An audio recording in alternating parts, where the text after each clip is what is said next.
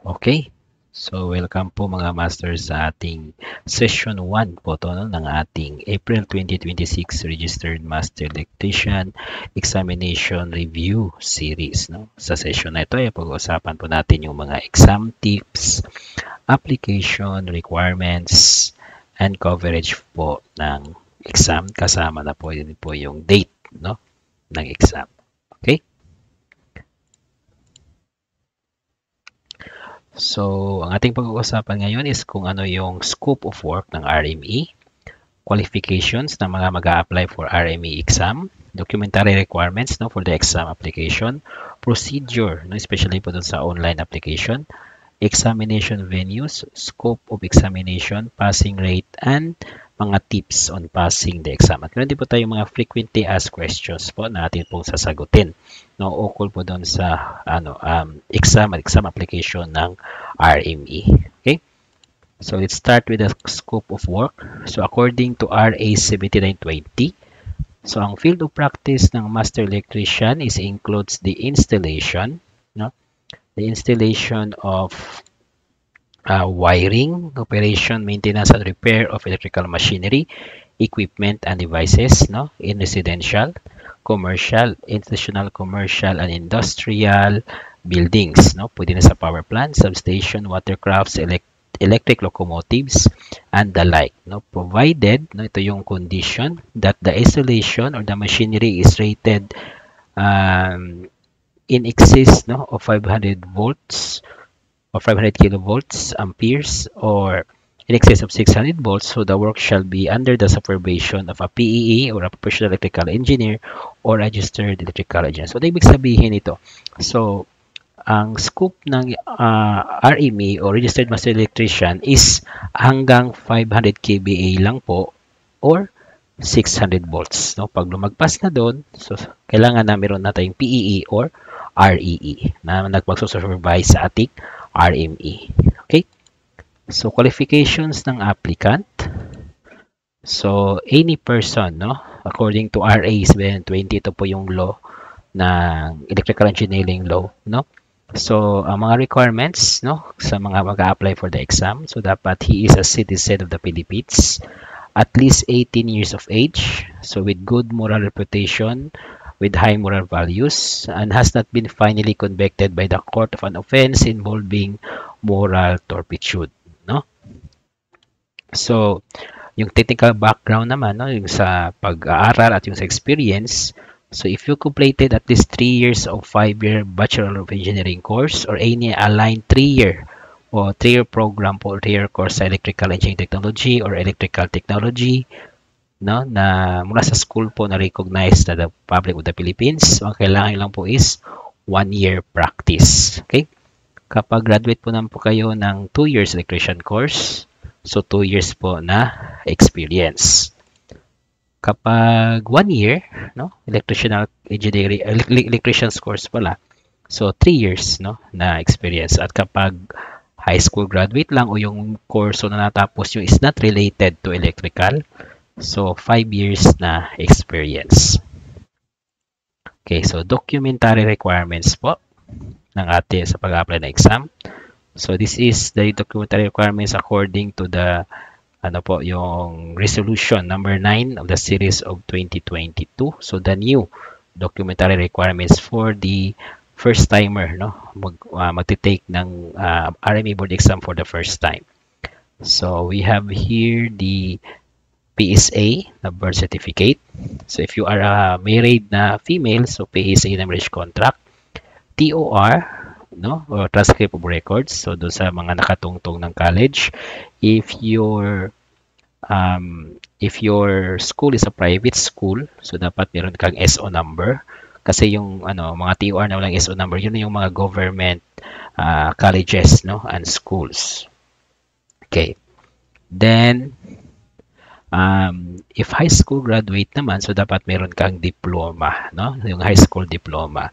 Okay, then NBI clearance, so dapat 6 months, no, on the day of the filing of the application. So kunyari mag-a-apply ka ngayong December 24, so dapat yung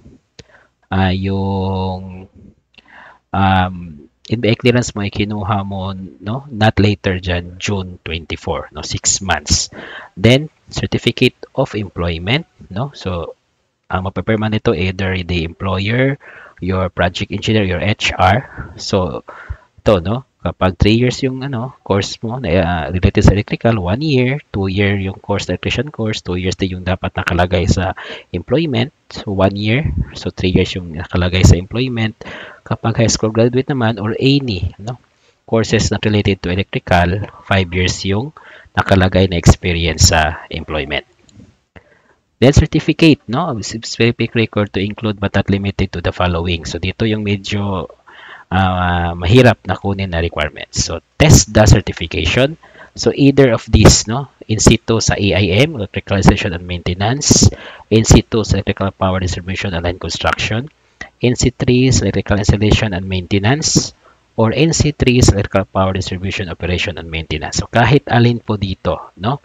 Na NC yung inyong ibigay, at ito lang po yung recognize, o ito lang po yung tatanggapin na mga NC, no, kahit alin po dito. Tapos dapat valid, meaning valid, hindi po expired.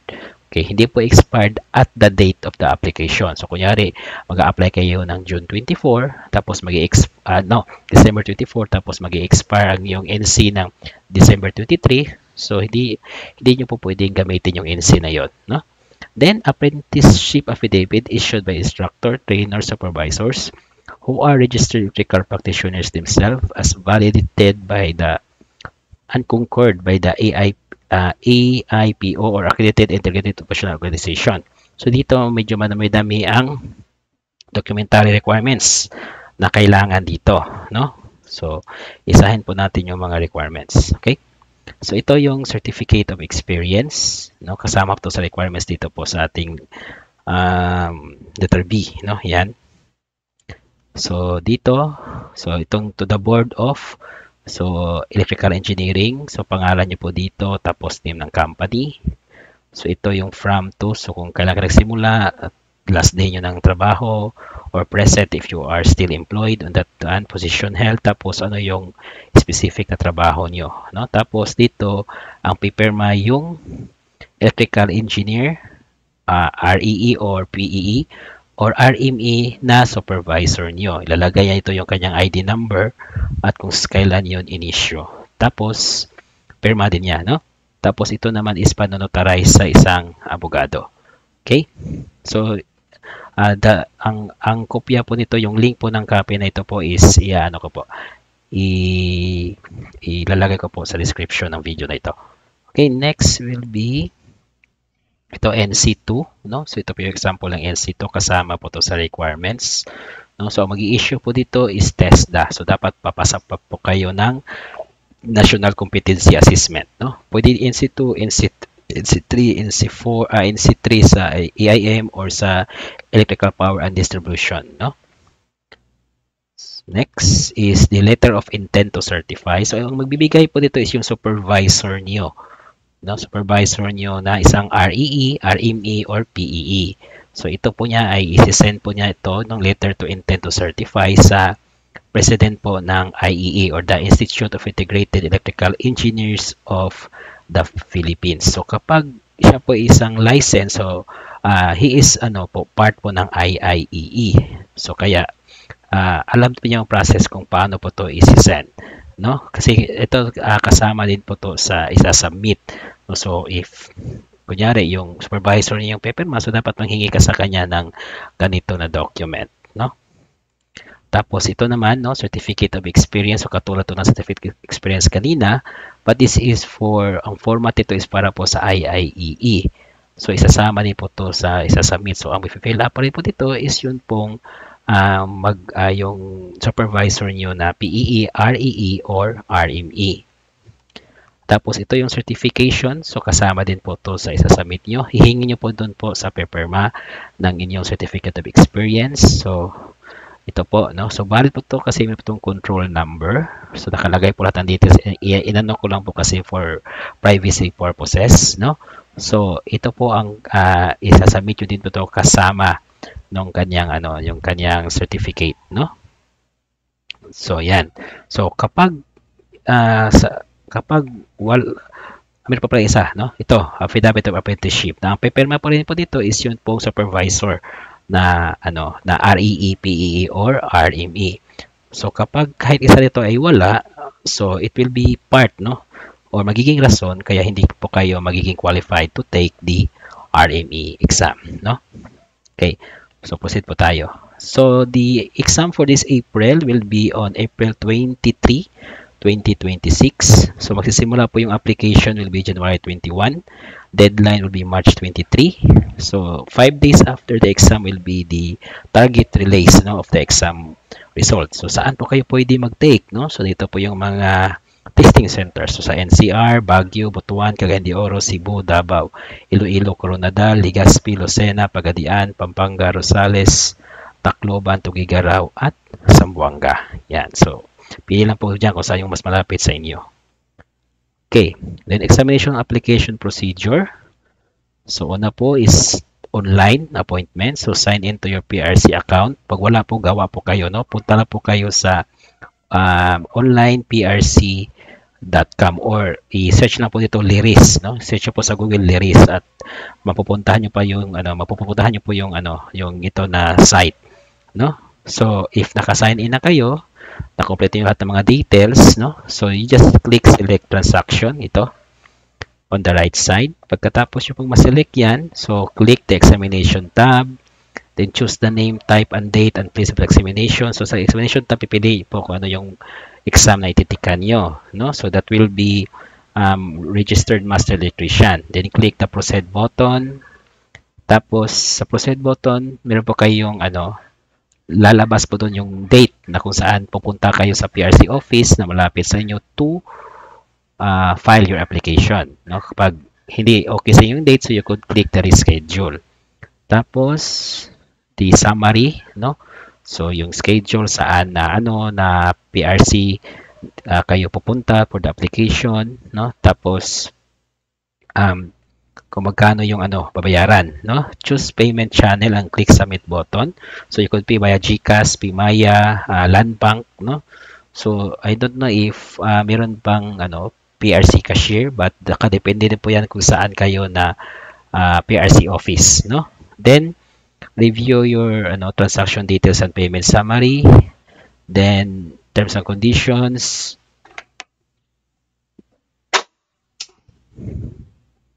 Okay, then click submit to finalize your online appointment. Tapos ipiprint nyo na po yung ito, no? So ito yung appointment, no? Appointment paper nyo. Tapos sa form, i-affix nyo lang yung signature. So ito yung application form. Ito po yung ipapakita nyo sa PRC para po kayo po ay maasikaso ng PRC. Okay? So once you're done with your PRC online application, no? So punta po kayo sa PRC Regional Office or Service Center na malapit sa inyo sa scheduled na appointment date. Hindi po pwede before, hindi po pwede after. Dapat sa date po na sinet nyo as appointment. Now, submit your application form and yung lahat ng mga requirements na required for the exam application. Okay. So, the scope of the examination. So, ito po. No? So, dalawa po yung exam. Technical subjects and PEC Part 1 and Part 2. Yung technical subjects sa umaga. So, Ohm's Law, machines, control equipment, electrical components, maintenance and repair, test equipment, and electrical engineering law, no? Tapos for the PEC part 1 and part 2, so ito din po, no? Requirements, wiring methods, types of wiring materials, the mga standard, installation standards, installation hazardous location, diagrams, no, starters and motor protection, and drawing symbols and wiring plans, no? So yung passing grade po, no? So kasi dalawa yung exam, umaga at hapon, so 50-50 po 'yun ang kanilang weighted, no? Ang kanyang weight sa inyong sa inyong final rating. So the passing is 70%. Na dapat wala kang score sa dalawang exam na bababa sa 50%. If meron po bababa ka sa 50%, then you are automatically failed, no? So kahit pa kunyari 70% yung ang yung average nyo, tapos yung isang exam nyo 49 lang yung yung percentage na score mo, so automatic you will be considered as failed, no? Kasi wala na po yata ang conditional ngayon, no? Pero in the law, so mayroon yung conditional. No? So yung iti-take nyo lang kung saan yung babasa 49%. No? So that's depending on kung ano yung magiging result. No? So for example, wala kang bababa sa 50% na score pero hindi ka rin umabot sa 50%, so you are just failed. If 72 tapos yung PEC mo 49%, so yung PEC lang yung babalikan mo. If you are declared as conditional, no? Pero ang babayaran nyo pa rin, the exam application process is the same, no? And babayaran mo is buo pa rin, pero yung iti-take mo lang is yung yung exam lang, yung part ng exam na kung saan ka bumagsak. And the question is, what if, no? Sa next na exam nyo, babagsak ka pa rin. So, mangyayari is, iano mo na lahat. Ibabalikan mo na yung dalawa.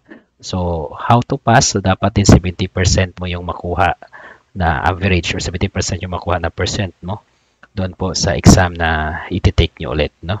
Okay? So, the exam proper. So, 7 a.m. po magsisimula. That is the general instruction of filing out of forms. So, 8 to 12 noon, technical subjects. So, ito po yung lahat ng mga subject, no?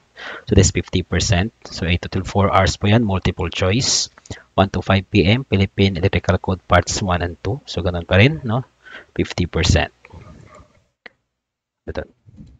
Okay, so tips on passing the exam. So, una is set your mind that you are taking the exam.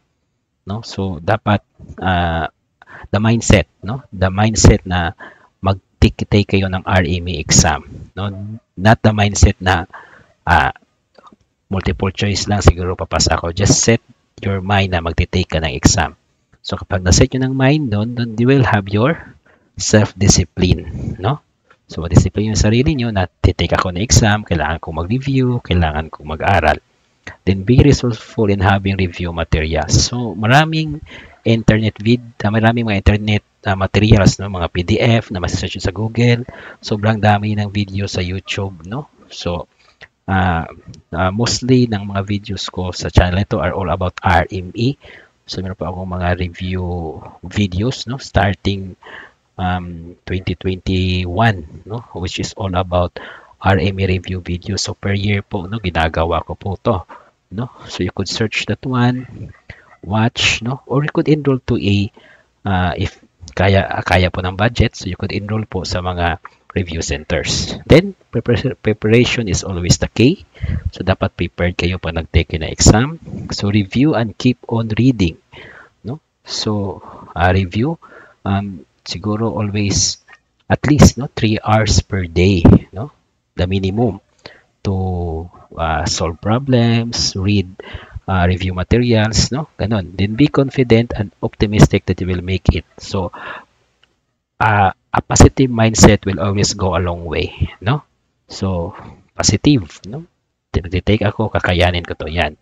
Then relax your body and mind and don't be pressured. So, don't put pressure when you are taking any type of board exam. No? Yan lang po talaga yung pinaka-rule niyan. So, i-relax nyo na kasi kapag sobrang dami yung iniisip, pressured kayo, so malamang hindi nyo na maiisip kung ano yung tamang sagot when it comes to examination day. Magkakaroon tayo ng tatawag na mental block, no? Then always be humble, no? So kahit pa siguro nabasa nyo na lahat ng mga review materials, so always think that hindi sure na yun yung lalabas. So always be humble, down to earth, no? Kahit alam nyo na 80% na papasa kayo, just say na hindi ko po after the exam hindi pa sure, no? Okay, no, then know a little bit of everything. So kahit hindi siya related sa RME or hindi talaga siya kasama sa mga subjects, so always have that mindset to go beyond, no, sa scope ng exam, no? Then know the methods of previous passers. So magtanong po kayo kung ano po yung method ng mga kakilala nyo na naging RME, no? So baka yung method na ma-apply nyo po yon sa pagtitake nyo. Then every time mag-review kayo, self-study, and during the exam, don't forget to pray. Yan. Okay? Then frequently asked questions po tayo. So, what happens during the PRC evaluation? So, pagka-submit nyo po ng application yun, meron po tayong tatawag na evaluation of your application and your documents, no? So, Mag-aano po yan is the registration officer. So, check your experience. I-check po, i-validate po, no? If di ba yun PK. Validate your documents, yan. Then, sign and approve your application. Once approved, so yung name nyo po will appear on the examination list o doon sa seat plan. No, which is usually ipopost yan sa PRC website 5 days before the exam. At mabibigyan na po kayo ng NOA or Notice of Admission. Okay? Yan. So, what is the format of the RME exam? So, dalawa lang po, no? Technical subjects and PEC Part 1 and 2. So, 2 po ito, no? Then, the type of exam is multiple choice. So, the choices is A, B, C, D. Doon po sa test paper. Pero sa answer sheet po, separate po yung test paper at answer sheet. Yung answer sheet po, doon po kayo mag-shade. Sa answer sheet po is A, B, C, D, up to E. So, 5 options sa answer sheet, 4 options sa test paper. Para saan yung E? If in case hindi po makikita doon sa choices sa test paper yung sagot. So, yung patawag po doon is not on the choices or not applicable. Okay? And the passing score is 70%. So, can I take the RME exam even if I am an undergraduate in electrical engineering? Yes, no? As long as you meet the required years of experience and the documentary requirements, no? Okay? So, may mga offices, no? So, I don't know if it's doon sa NCR, no? But this, may narinig ako mga dati na nare-require sa certification of subjects, no? Especially if hanggang first year or second year lang kayo na Okay, what if I lost my certificate of employment? So, the very first thing to do is to request for a replacement. In case na nag-close na yung company, so, have an affidavit of experience. So, napirmado ng ng owner or any representative of the company, tapos ipapapirma nyo po doon sa tawag doon sa abogado. The supporting documents, so pictures, yung kontrata nyo po, ID, projects, including the payslip. So, last year po, may mga hiningan po ng payslip, no? As kahit kompleto po sila ng certificate of experience sa company, certificate of employment, hiningan pa rin po sila ng payslip, no? To prove that they are really employed on that company. So, mahalaga din po, no? If you are employed, to keep your payslips. Is the ID photo very strict? So, meron po tayong photo, 6 passport size, no? Passport size po yan. May pangalan po sa ibaba, no? So, first name, middle initial, tapos last name po. White background, name tag format, no? So, sabi ko, first name, middle initial, last name. Taken within 6 months. Tapos, otherwise, i-reject po yan ng inyong LIRIS, no? So, when will the exam results be released? So, 3 to 5 working days. So, kaya sabi nyo sa date, April 28. Okay. Can I take the exam again if I fail? Yes. No? So, same lang po. Re-apply po kayo online. Tapos, ang requirement lang po is the NBI clearance. So, NBI clearance at yung NOA. Yun lang po requirement. Then, pay the fee and schedule again. No? What should I bring on the exam day? So, ito po NOA o Notice of Admission. PRC receipt, valid government ID na magpo-proof po na kayo po yon. Blank ink pen and calculators na allowed po sa board exam. Do I need CPD if kayo po ay mag-take ng exam? No? So, not if you are new board passers. No? So, kunyari, nakapasa kayo tapos kukuha kayo ng ID, so hindi po required yung CPD. Nasaka na po yung CPD pag nag-expire yung license nyo and you need to renew. Is walk-in application allowed? No? So, PRC application is mostly online. So, you could still walk in but you still need to create LIRIS account, no? Bago po kayo makapasok sa PRC office.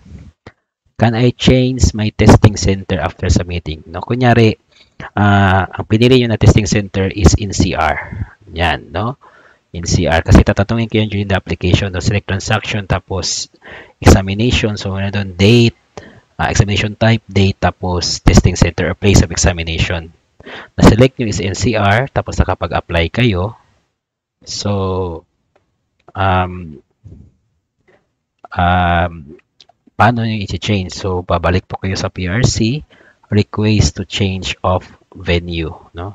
So, kunyari, NCR tapos napunta kayo sa Mindanao, Davao, so you could request to change of venue. That is allowed no before the final approval of PRC, no? After approval, kunyari nasama na kayo sa list, no, 5 days, no? That is 5 days before the exam, so hindi na po yan pwede.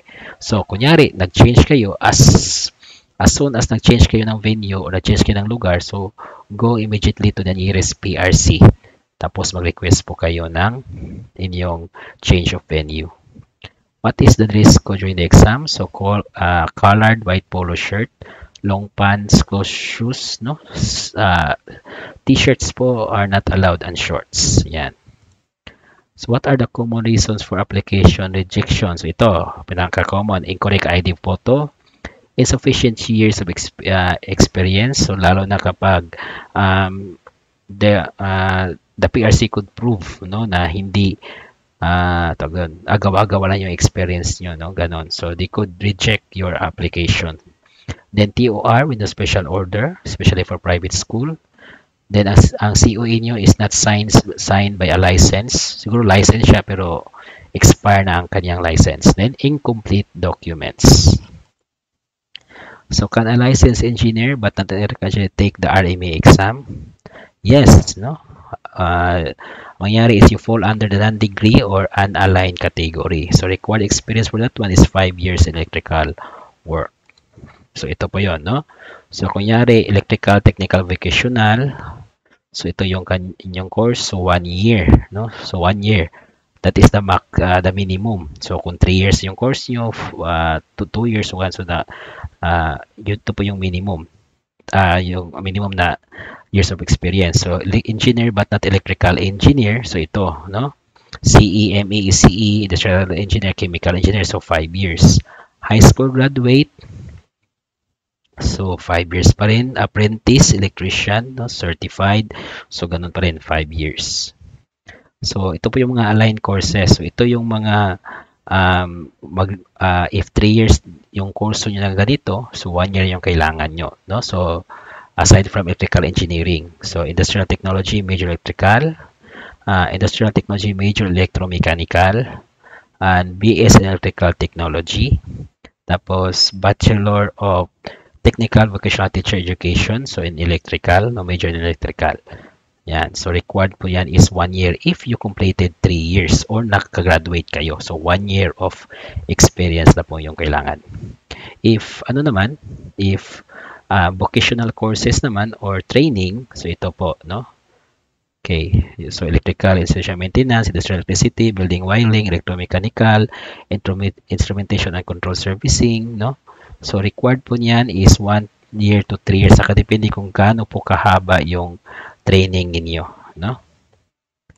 Okay, so is BS Mechatronics Technology an aligned course for the RME?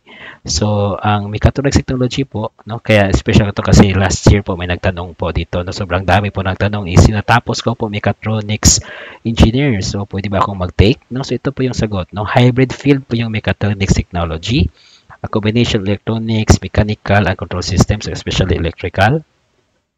So, may mga schools po na strong yung electrical foundation. So, ang ginagawa ng PRC, so they will not automatically classify it as aligned. So, the PRC will look at the actual subject. So, kaya na kailangan i-submit yung TOR kasi titingnan nila if yung mga subject na yon will qualify, no? So, kunyari, graduate kayo ng BSN Mechatronics, titingnan nila yung subject. If yung mga subject na kailangan, no, for RME is nandun, then you will be yung TOR nyo, yung natapos nyo will be considered. Tapos, ang gagawin lang is titingnan if you have the minimum number of years na required, which is kung 3 years ka na BS in Mechatronics or graduate, no, 4-year graduate, so ang kailangan lang is 1 year experience. Yan. Am I required to enroll to review center to take the exam? So yan, tanong. Kailangan ko ba talagang mag-review center engineer to pass the exam or to take the exam? Yung mismo take lang, no? Ang answer po is no, no? No, hindi po, no? Hindi po required sa PRC. Kanina nakita yung mga requirements natin. Hindi po required to take or to have a review center. Of course, kapag may review center kayo, you have the edge to pass. Pero sinabi ko, it's all depend on the mindset. Kasi kahit 5 review center pa yung in-enroll nyo, tapos you are only, tawag doon, kayo po ay nakadepende lang sa review center. After the review session, hindi na po kayo mag-aaral. The review center will be useless. Yan. So, hindi po required. So, you could have a review center or self-review, tingin-tingin ng mga online materials, tingin-tingin ng mga videos sa YouTube about RME. So, wala pong problema yan. So, for our review series, so ito po yung ating mga session. So, ito po yung session 1, exam orientation, then basic electricity, Ohm's law, electrical conductor, DC circuit, DC network theorems, electrical tools, electrical materials, resistors, capacitors, inductors, AC fundamentals, AC power, generator, alternators, and motors. For kasama po sa technical subject, we have motor controls, transformer, power plant, electrical protection, and electrical engineering rule. Lahat po yan, no? Lahat po yung mga subject, topic na yan ay nasa topic po na required, no? If magte-take kayo ng RME board exam for the technical subject exam, no?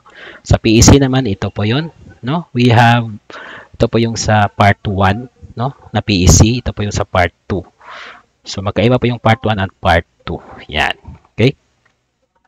Okay. So, and that will be the end of the video. So, this video po is accessible po sa kahit hindi po kayo Master Christian channel members, no?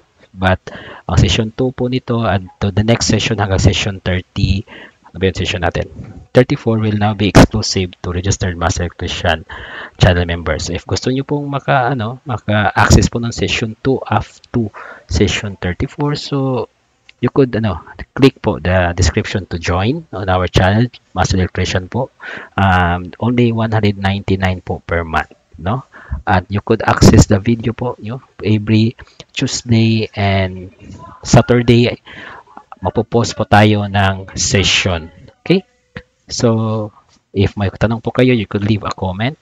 Leave a like po also and subscribe to my channel, Engineer Iking Explains.